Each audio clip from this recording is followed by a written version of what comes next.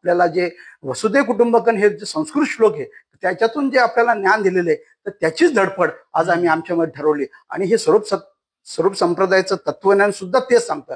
Actually वसुधैव कुटुंबकम हे सुद्धा फिलॉसॉफी आहे, ते सुद्धा एक तत्व आहे आणि मग ह्या तत्वासाठी आपण आज प्रयत्न आम्ही करत आहोत।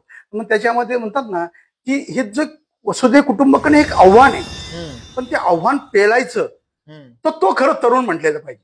मग जर 60 वर्षाचा एखादा म्हातारा असेल आणि त्याच्यामध्ये ती हे असेल तर तो सुद्धा तरुण आहे, पण एखादा जर तरुण आहे 25 वर्षाचा परंतु तो जर हे तत्व मानत नसेल मग तो म्हातारा आहे। म्हणून तरुण म्हणजे काय तर जसं ना ते शिवाजी सावंतामध्ये तारुण्य म्हणजे काय, तारुण्य म्हणजे ज्वलंत धमन्याचं अविरस्पंदन, निसर्गाने मानवाला दिलेला श्रेष्ठ वर, काहीतरी करावं असं वाटणारा उमेदीचा काळ।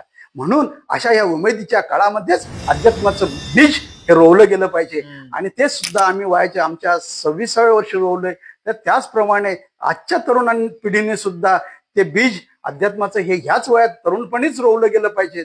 त्यामुळे ही जी वसुधैव कुटुंबकम जी पद्धत आहे हा जगामध्ये हे तत्वज्ञान जर आपल्याला अनुभवायचं असेल किंवा लोकांना सगळ्या माणसातला माणूस आणि माणसातलं देवत्व उभं करायला पाहिजे।